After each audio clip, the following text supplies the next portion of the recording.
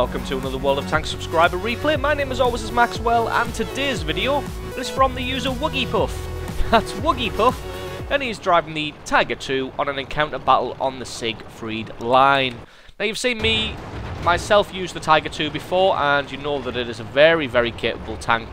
It has a good set of armour and good angling on the front and the turret. It has a very decent cannon, half decent manoeuvrability and speed, so all in all it is a very good tier 8 tank, and in capable hands it is more than capable of wreaking havoc on an enemy team.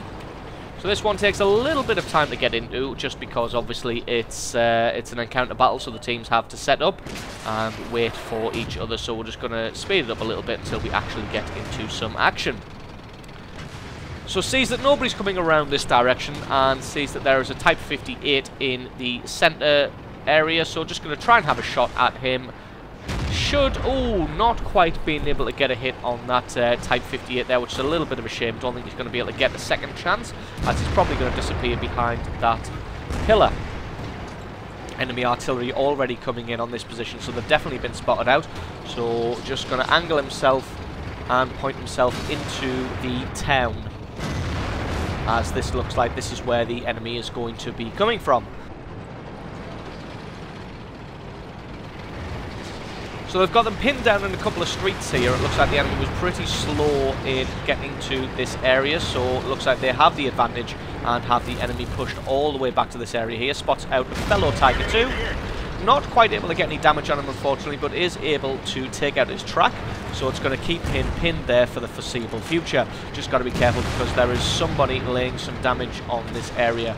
Looks like it is that Centurion 1, the tier 8 medium tank for the British. So just going to try and punish him. Gets a good bit of damage through his armour there. Should really dissuade him from just sitting camping and firing. He's probably going to have to move, or he's going to take a few more hits.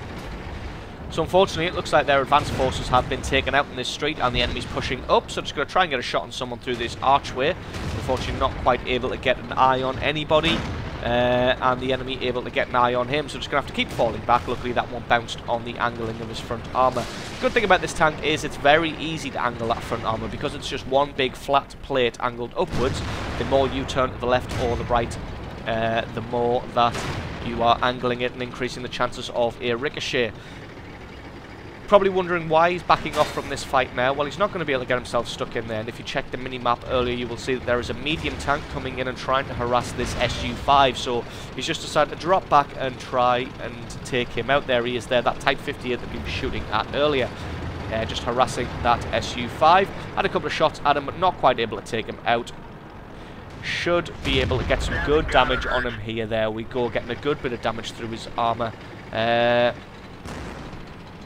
And it looks like the Type 58 has still got his eyes locked onto this Su-5, even though he doesn't know where he is. He knows where he's roughly going to be. So Tiger II just going to head around this corner into this street and try and head him off.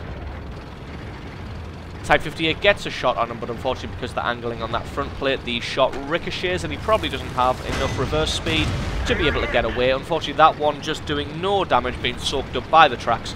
Luckily the weight and speed of that Tiger II able to get a good chunk of damage on him from the ram. Just going to zoom in, make sure he's going to get the penetrating hit and then finish him off. So it looks like the battle isn't going too well in the centre there. They did have them pushed up to a couple of streets and had them penned in, but it looks like the enemy's been able to break out, and the score is now 5-9 in the enemy's favour.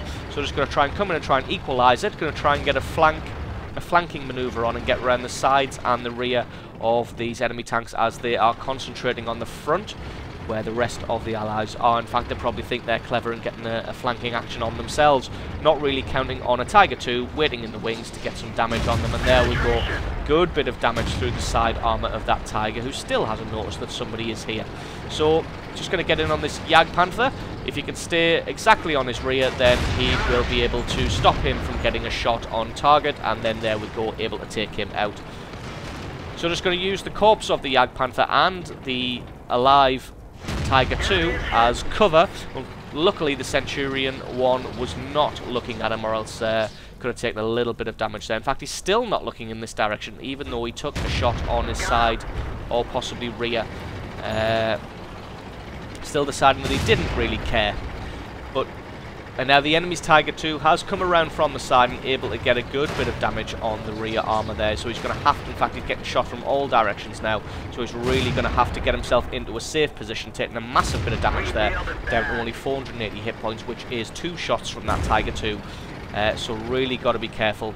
Hopefully this one, he's going to try and angle his tank so that all the guy can see is his turret.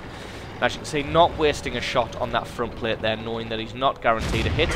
Luckily, the Tiger 2 had to angle himself slightly differently to get around the side of one of the corpses there, and presenting that side armour left him open and exposed and gets himself taken out. So this T-150 is dueling with a Super Pershing. Should be able to get a good hit on his rear there and take him out, picking up his 5th kill of the match. So I was going to say it looks like somebody has started a base capture, but abandoning that idea, probably wanting to go for the kills rather than the base capture, the score being 9-12. Probably think they've got this one all sewn up and won. Unfortunately, a Super Pershing and a Tiger 2 can be intractable objects and very difficult to shift no matter how little hit points they have. Although the Tiger 2 looks like it's only 2 shots from death, but luckily the Super Pershing can be 1 shot from death and still you will be unable to shift him. So they're just sticking together here. In fact, no, they're not. The Super Pershing looks like he's kind of camping a little bit, or dueling with the heavy tanks there. Able to stop the base capture and get a good hit on that 3001p there. So just going to rock back and forth, trying to lure him into firing and missing or ricocheting like so. And this one should be able to take him out as he presents his side armour for some reason. Gets himself eliminated, and that gives Woogie Puff his 6th kill so far of the match. As you can see, the T-34 and the light tank have decided to try and flank around from the rear, so just going to try and drop behind this rubble and get himself some cover. Luckily the 3601 whiffing his shot slightly there, probably rushed it and not doing any damage. Not sure what's happened to this T-34. There he is.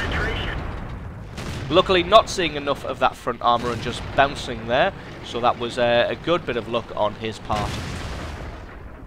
Probably switched to HE shells there. Unfortunately the HE shell just exploding on that front armour because of the thickness, doing 0 damage.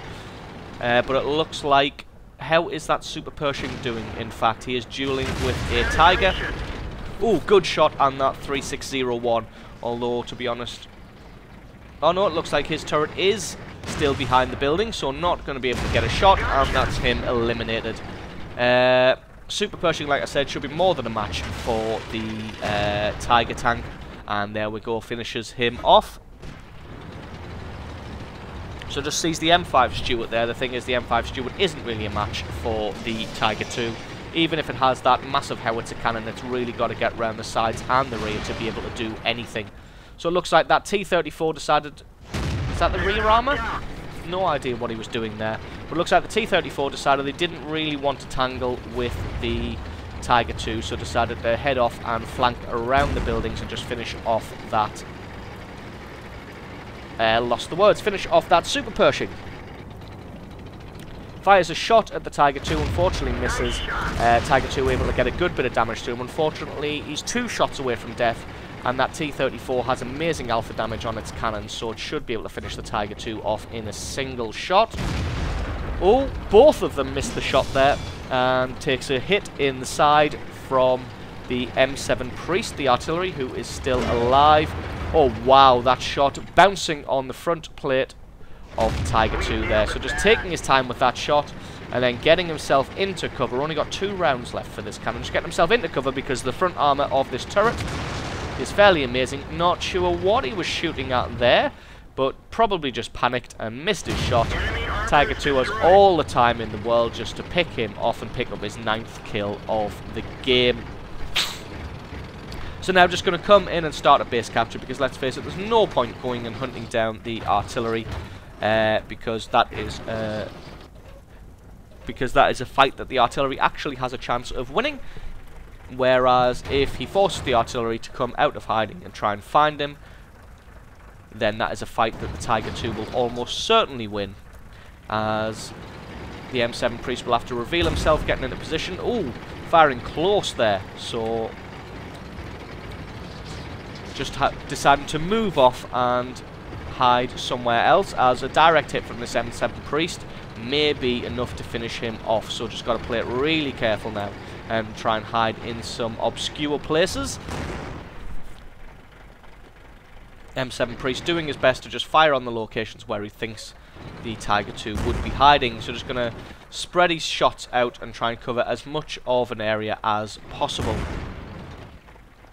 Just hitting over on the right hand side there, not really close at all. In fact, Woogie Puff just having the amazing idea here of just every time the M7 Priest shoots, just drive and park over the spot where he's already fired. Because let's face it, nobody who's firing blind on a cap zone is going to fire at exactly the same place twice, as they would feel that that would be a waste of shots. So really outsmarting his enemy here, just waiting for him to fire and then driving and parking over the crater of where he's already fired.